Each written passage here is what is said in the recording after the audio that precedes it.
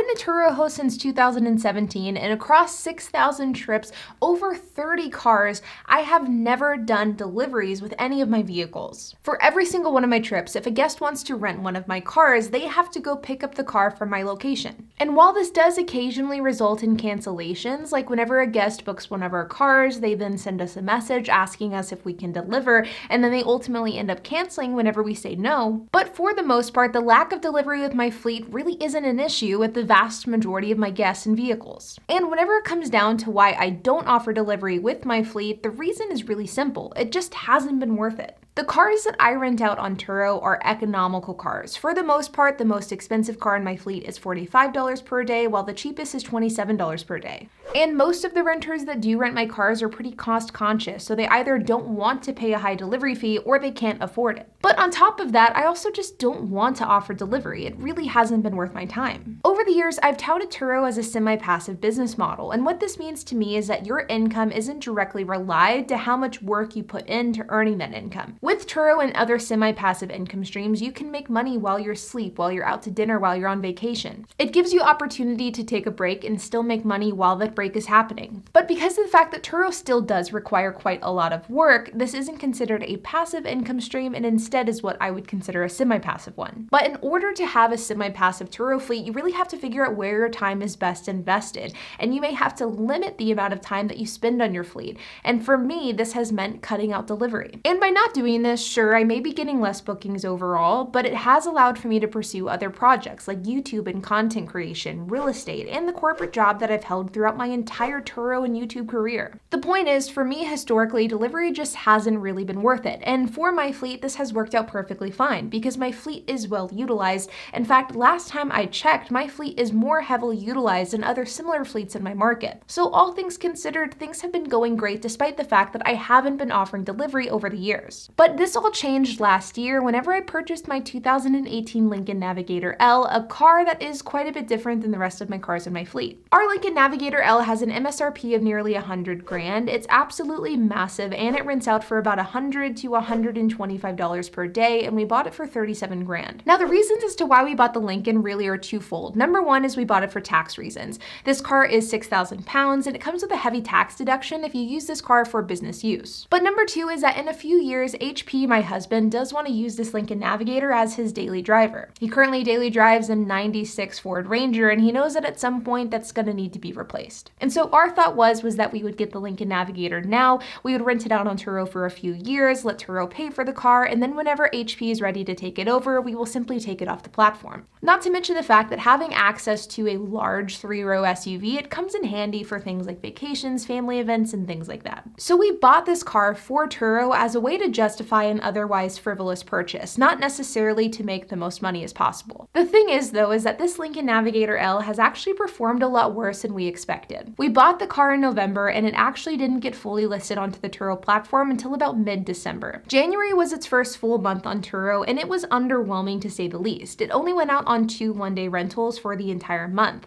Whenever February rolled around, once again, it only went out on 2 one-day rentals. This resulted in only 4 total rented days for January and February both combined. Now we knew going into this that the Lincoln Navigator wasn't going to be as heavily utilized as the other vehicles in our fleet, so we were definitely expecting lower utilization, but we were not expecting it to be as low as it was, and we knew going into March that things would have to change. And so in order to incentivize more rentals, we started offering delivery. In the month of March, we began to offer delivery to Dallas Love Field Airport. Because DFW Airport has banned Turo, we're only offering it at Love Field. We also offer delivery 10 miles from our location. We charge $120 for a delivery fee unless the trip is 5 days or longer, at which point it's free, and we require a 2-day advance notice for all deliveries. And while I certainly wouldn't describe our delivery preferences and settings as flexible, the results from this experiment have been really great. This is our booking graph from January and February, and this is our booking graph from March. And the month of April has already begun and looks to be really strong as well. And what I find particularly interesting is that between March and present day, the Lincoln has been rented out about 6 times and has about 9 total bookings. A few of them are for the upcoming weeks. And of all of these reservations, only 2 have been for delivery. The rest are set for pickup at our location,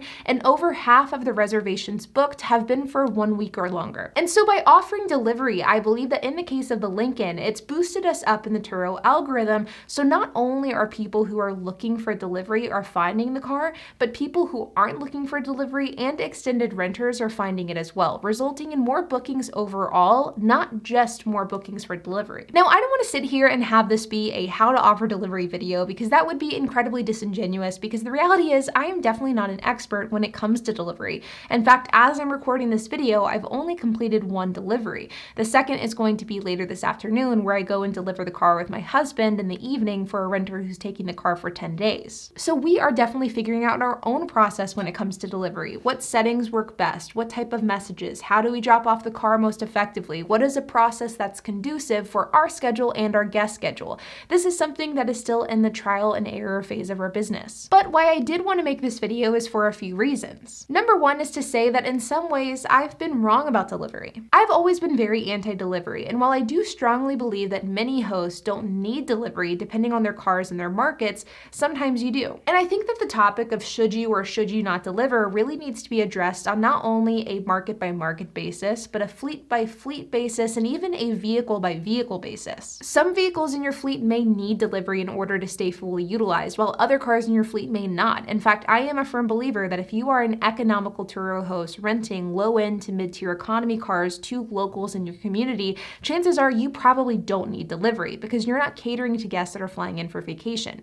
But if you have large family SUVs, like the Lincoln, for example, chances are you probably do. But the second reason why I wanted to make this video is because I do think that there's a valuable lesson here for everyone watching, including myself, and that is that there is always settings that you can tweak in order to get more bookings for your Turo cars. I get asked all the time why certain cars aren't getting rented out. People reach out to me via email, Instagram, YouTube, and they say, hey, I've had this car on Turo for X number of months and it just isn't getting rented. Can you please take a look and let me know your thoughts? And many times, people that are having issues getting their cars rented on Turo swear that they're doing everything they can in order to get more bookings. But the truth is, I think that if you have a Turo car that is having disappointing results and isn't getting booked out as much as you think that it can be, chances are there are settings that you can tweak and improve in order to get more bookings and a higher utilization rate. And again, I put myself into this category because I think that my Lincoln Navigator perfectly explains this type of situation. Maybe you need to update your listing with new, fresh photos. Maybe it's updating your settings, lowering your price, or even offering delivery. But chances are there is something that you can do in order to get more bookings. Additionally is something that a really large successful Turo host told me years ago, and I think about it often. And this is the statement that whenever you're doing settings and implementing processes for your fleet,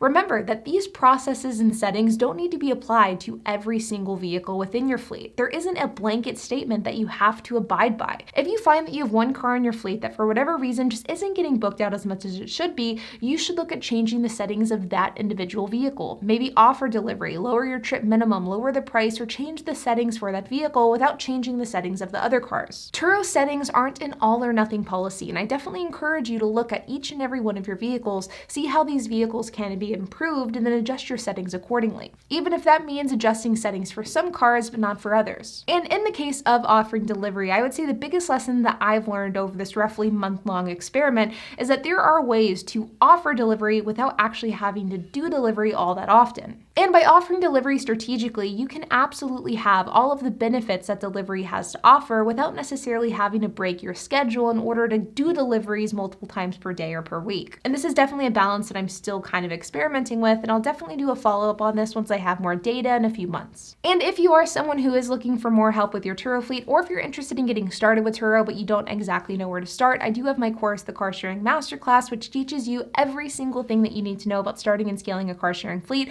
with the exact business model that I use. In fact, whenever I started offering delivery with my Turo fleet and I started finding more and more data about what this was looking like, the Car Sharing Masterclass was the first place I updated these findings within. We also recently published a section on co-hosting where we not only offer resources to 2 co-hosts, but we also offer contractual templates that you can implement with your own Turo fleet. And we have exclusive benefits and get-togethers for all of the Car Sharing Masterclass members. So if you're interested in checking that out, you can use the code OFFER100 to get $100 off that purchase. The link is down in the description below. And like always, you guys, I hope that you enjoyed this video. If you have any questions, comments, if you have anything to add, I would love to hear it, so make sure to leave a comment down below. And while you guys are at it, make sure to hit the like button, hit that subscribe button, and hit that notification bell. And I will see you guys in the next video.